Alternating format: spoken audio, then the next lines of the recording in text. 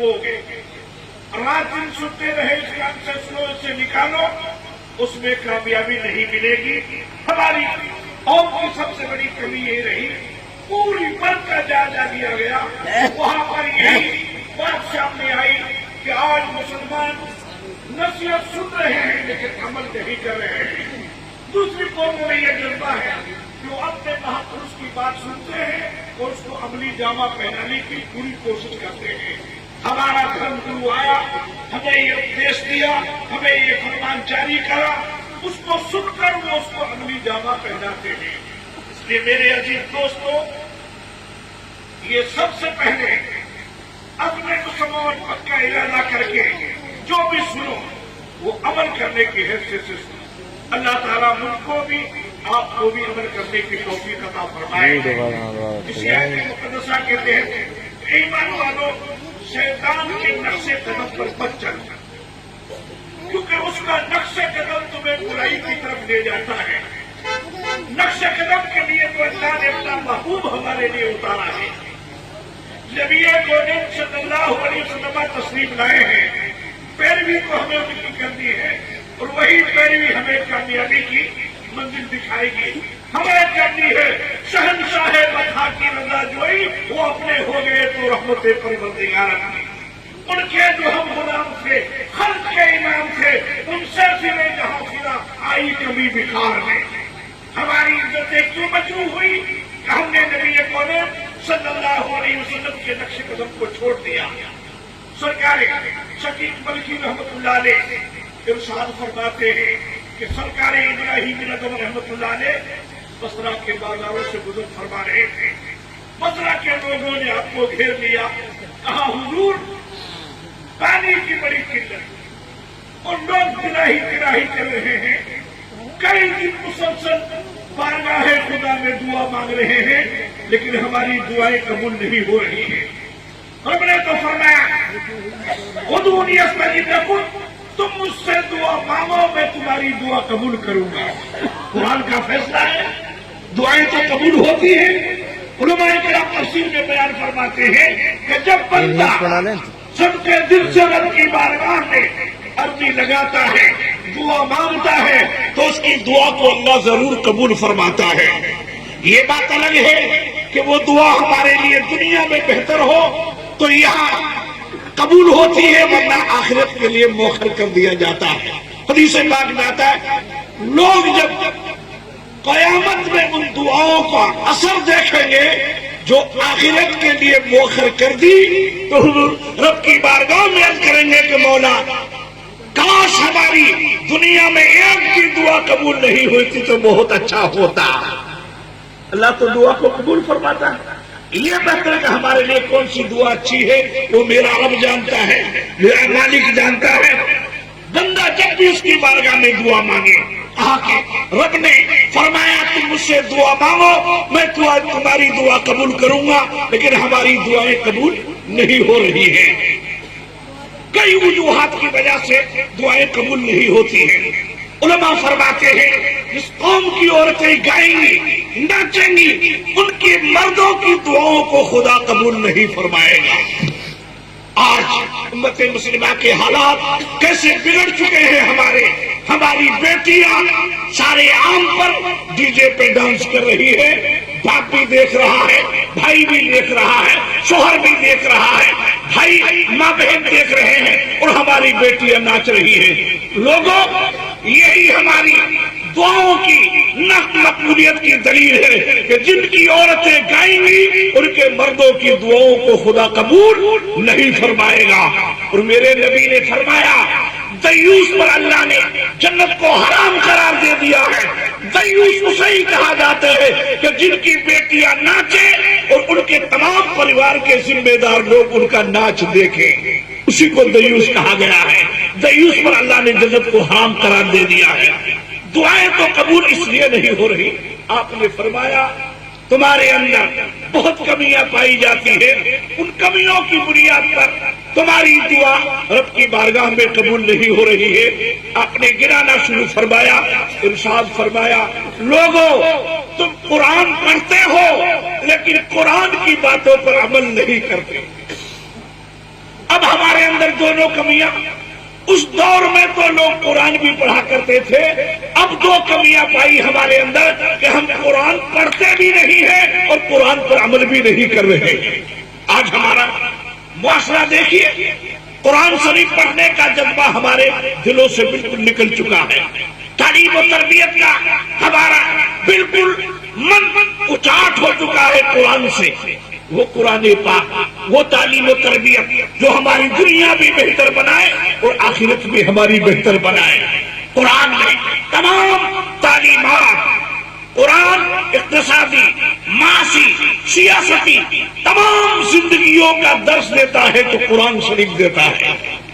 آج اس کے لیے ہمارا دل کتنا چھوٹا ہو چکا، ائمہ مساجد کی تنخواہ دے کر ہم راضی نہیں ہیں، ہزاروں روپیہ نعت کی محفلوں میں لگا رہے ہیں، لیکن امام کی تنخواہ دے کر آج ہم راضی نہیں۔ جو اتنے مندے میں ہمارے بچوں کو قرآن کی تعلیم دے رہا ہے، وہی بچہ آپ کا جب قرآن شریف پڑھ گیا اور قرآن شریف پڑھنے کے بعد میں آپ کی موت کے بعد میں ایک ختم کلام پاک پڑھ کر آپ کے لیے ثواب بخشے گا، تو میرے نبی کا فرمان سنو، مصطفیٰ جان رحمت ارشاد فرماتے ہیں، من قرأ القرآن وختم ثم دعا امن علی دعائہ اربعۃ آلاف ملک من الملائکہ۔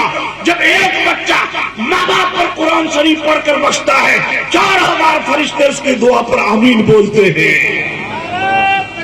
یہ آمین آپ خوب سمجھتے ہیں، آمین کا مطلب کیا ہے کہ جب امام دعا مانگتا ہے تو مقتدی آمین کہتے ہیں۔ آمین کا مطلب یہ ہے یا اللہ جیسا امام کہہ رہا ہے ویسا ہی کر دے، اور یہ نہیں نورانی مخلوق اس پر آمین کہہ رہی ہے۔ ایسی تعلیم و تربیت دے رہے ہیں مدارس اسلامیہ کے مدرس، مساجد، مسجدوں کے امام، ہم ہمارے بچوں کو قرآن کی تعلیم دے رہے ہیں، لیکن قرآن پڑھ کر آج ہم راضی نہیں۔ ہماری نسلوں میں دیکھا ہے، ایک پوپ تھا عیسائیوں کا، پادری جیسے مولوی عالم رہتے ہیں، وہ اپنے عالموں کو پادری بولتے، پوپ بھی بولتے ہیں۔ اس نے جائزہ لیا مسلمانوں کا کہ دیکھو اسلام کی بہار تیزی کے ساتھ لوگوں میں اس قدر کہ داخل اسلام لوگ ہوتے چلے جا رہے ہیں۔ جائزہ اس نے لیا کہ ان کی نسلوں کا جائزہ لیا جائے۔ وہاں جا کر جائزہ لیا گیا کہ بتاؤ ان کے بچے قرآن کتنا پڑھ رہے ہیں۔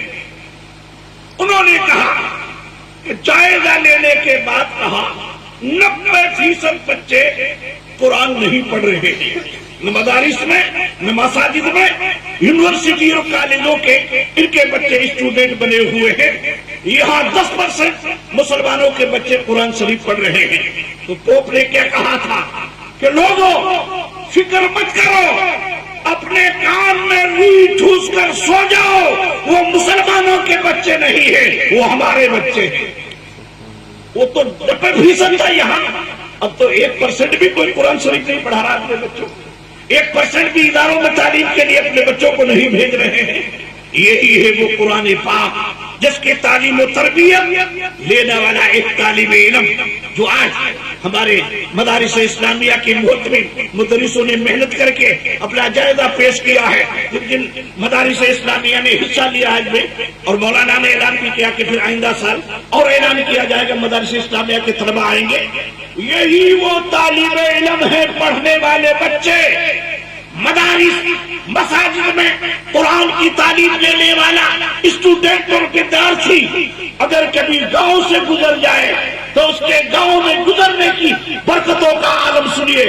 حضرت حذیفہ بن یمان رضی اللہ تعالیٰ عنہ حدیث پاک بیان فرماتے ہیں، ان العالم والمتعلم یمر علی قریۃ یرفع اللہ العذاب عن مقبرۃ تلک القریۃ 40 یوما۔ اگر کوئی بچہ قرآن کا قاری تمہاری بستی سے گزر جائے تو اللہ تعالیٰ اس کے قدموں کی برکت سے قبرستان کے 40 دن کا عذاب اٹھا لیتا ہے۔ وہ ابھی ٹھہرا بھی نہیں ہے، کھانا بھی نہیں کھایا ہے، آپ کا مہمان بھی نہیں بنا ہے، صرف گزر کیا، نکل گیا، آپ کی بستی میں اس کے قدم پڑ گئے، قدموں کی برکت کا یہ عالم ہے کہ 40 دن کا عذاب قبرستان سے اٹھا لیا جاتا ہے۔ کہا لوگوں نہ تم قرآن پڑھ رہے ہو نہ قرآن پر عمل کر رہے ہو، یہی تو وہ قرآن ہے جس کی تعلیم و تربیت حاصل کر کے زمانہ ہماری ٹھوکروں میں تھا، تبھی تو لاہور کے مدبر نے فرمایا وہ زمانے میں معزز تھے مسلمان ہو کر، اور آج ہم خوار ہوئے تاریخ قرآن ہو کر۔ ہماری ذلت اور رسوائی کی ایک ہی وجہ ہے کہ ہم نے قرآن کو پڑھنا چھوڑ دیا ہے۔ ہم ہندی انگریزی کے دشمن نہیں، اعلیٰ سے اعلیٰ اسکولوں میں پڑھاؤ، آپ پڑھا نہیں رہے ہیں۔ پڑھنے کا جائزہ بھی ہم نے دنیا بھی لیا۔ چند سال پہلے رنگ ناتھ مصرا کی رپورٹ آئی، 15 نکاح کی سوتر جو پیش کیے تھے ان میں جب تعلیم کا جائزہ لیا گیا اور پڑھائی کا جائزہ لیا گیا تو ہندوستان میں ساری قوموں میں پچھڑا تعلیم میں مسلمان پایا۔ بتاؤ، شیڈول کاسٹ بھی پیچھے چلے گئے۔ جن لوگوں کو ہم اتنا کمزور ہی جانب سی نظر سے دیکھتے تھے ان سے بھی پچھڑا ہوا تعلیم میں مسلمان ہے۔ قرآن میں رب نے سب سے پہلے جو آیت مقدسہ اتاری تھی وہ اقرائی کے حکم سے اتاری تھی کہ پڑھو، اور پڑھنے کی تعلیم محبوب دعوت نے تو یہاں تک دی، اتلو من الباطل الی اللہو، لوگوں پڑھائی کرو۔ کہاں؟ پالنے کی گہرائی سے لے کر، پالنے کے گہوارے سے لے کر اور قبر کی گہرائیوں تک تعلیم حاصل کرتے رہو۔ تم سب سے پیچھے چلے گئے۔ تو کہا کہ پہلی وجہ تو تمہاری یہ ہے کہ تم قرآن کی تعلیم سے ناآشنا ہو، دعائیں کیسے قبول ہو۔ دوسری بات یہ ہے کہ تم میرے پیارے آقا کا کلمہ تو پڑھتے ہو لیکن مصطفیٰ جان رحمت کی سنتوں پہ عمل نہیں کرتے، سرکار دو عالم صلی اللہ علیہ وسلم کے طریقہ کار کو نہیں اپناتے۔ آج پوری دنیا اپنی قوم کی عروج و ترقی، فلاح و بہبودی کی منزلوں پر پہنچانے کے لیے آئین بناتی ہے، سمیتی بناتی ہے، سنگٹھن بناتی ہے، قانون بناتی ہے کہ ہماری شادیاں ایسی ہونی چاہیے، ہمارے موت و حیات کے مسائل ایسے ہونے چاہیے جس سے قوم ہماری برباد نہ ہو اور وہ منزلوں کو چھوئے اور ترقی کی منزلیں پر وہ لوگ فائز ہو جائیں۔ مسلمانوں، تمہیں نہ آئین بنانے کی ضرورت ہے، نہ قانون بنانے کی ضرورت ہے، نہ سمیتی بنانے کی ضرورت ہے، نہ سنگٹھن بنانے کی ضرورت ہے۔ تمہارے لیے تو اللہ نے ایسا دستور اتارا ہے، پیارے نبی سرور کائنات صلی اللہ علیہ وسلم کی اداؤں کو 1400 برس پہلے اپنے عظیم پیغمبر تمہارے لیے عطا فرمایا۔ اس نبی کونین صلی اللہ علیہ وسلم کی زندگی ہمارے لیے اسوہ حسنہ بن گئی، بہترین نمونہ بنی۔ آج ہم کلمات و مصطفیٰ جان رحمت کا پڑھتے ہیں لیکن ان کی اداؤں پہ عمل نہیں کرتے، سنتوں پہ عمل نہیں کرتے۔ اور ایسا مہم جو یہ دعویٰ کرے کہ میں میرے پیارے آقا کا محب ہوں، حضور سے پیار کرتا ہوں، محبت کرتا ہوں، اس آدمی کے لیے حاتم الزاہدی کا فرمان سنو۔ بہت بڑے بزرگ گزرے ہیں، وہ ارشاد فرماتے ہیں جو کوئی پیارے نبی کی محبت کا دعویٰ کرے اور حضور کی سنتوں کو نہیں اپنائے اس سے بڑا جھوٹا دنیا میں کوئی نہیں۔ کذاب کی جہاں انہوں نے بیان فرمایا کہ بڑے بڑے جھوٹے کون ہیں، ان جھوٹوں میں سے ایک جھوٹا یہ بھی ہے جو کہے کہ میں میرے آقا کا محب ہوں اور حضور کی سنتوں کو اپناتا نہیں، سرکار کے طریقے کو اپناتا نہیں، وہ بہت بڑا جھوٹا ہے۔ آج ہماری پستی کی، ذلت کی ایک ہی وجہ ہے کہ پیارے آقا سرور کائنات صلی اللہ علیہ وسلم کے طریقہ کار کو مسلمانوں نے چھوڑ دیا ہے۔ ہم صرف نام کے مسلمان رہ گئے، وہ سنت نبی کونین صلی اللہ علیہ وسلم کی عمل کرنا بالکل ہمارے دلوں سے اس کا جذبہ ختم ہو چکا ہے۔ وہ زمانہ مصطفیٰ جان رحمت نے صدیوں برس پہلے بیان فرمایا تھا، سیاتی علی امتی زمان فی الاسلام لا یبقی الا اسمہ، میری امت پر ایک زمانہ ایسا آئے گا کہ اسلام میں صرف لوگوں کا نام ہی نام باقی رہ جائے گا۔ آج وہ زمانہ ہمارے سامنے موجود ہے، شکل اسلام کے مطابق نہیں، لباس اسلام کے مطابق نہیں، ہمارا لین دین اسلام کے مطابق نہیں۔ جب ہم اسلام کے مطابق اپنی زندگی گزارتے تھے، زمانہ ہمارا خطبہ پڑھا کرتا تھا، زمانہ ہماری اچھائیوں کو تذکرہ کیا کرتا تھا، زمانہ ہماری مثال دیا کرتا تھا، اور جب ہم نے سنت رسول کو چھوڑا ہے تو آج ساری دنیا کی انگلی کے نشانے پہ ہے تو مسلمان ہیں۔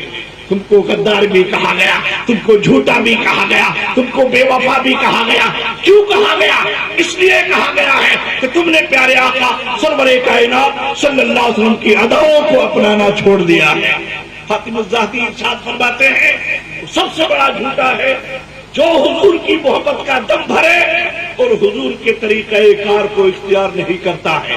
آپ نے دوسری بات فرمائی، جو آدمی رب سے محبت کی ملاقات کا دعویٰ کرے اور وہ متقی نہیں ہو، پرہیزگار نہیں ہو، تقویٰ شار نہیں ہو، پرہیز نہیں کرتا، حاتم الذاتی فرماتے ہیں اس سے بڑا بھی جھوٹا کوئی نہیں ہے۔ اللہ سے تو وہی ملاقات کرے گا جس کے اندر پرہیزگاری کا جذبہ پیدا ہو جائے گا، تقویٰ کا جذبہ پیدا ہو جائے گا۔ آج مسلمانوں کے اندر پرہیزگاری ہے ہی نہیں۔ کہاں داڑھی رکھ کر تاش چلم رہا ہے، داڑھی رکھ کر شراب پی رہا ہے، داڑھی رکھ کر بیاج دے رہا ہے۔ ہم تو اسلام میں آج ایسی صورتیں اور آج ایسے اخلاق اور کردار اپنا چکے ہیں کہ اب اسلام کو اور بدنام کر رہے ہیں۔ چھوڑ کر قرآن مسلم حق سے بیگانہ ہوا، آپ بھی رسوا ہوا اور دین بھی رسوا کیا۔ یہ ٹوپی والا تصویر یہ تاش کھیل رہا ہے۔ ہمارا جوان، ہمارے ان میں رات دن کا فرق ہے۔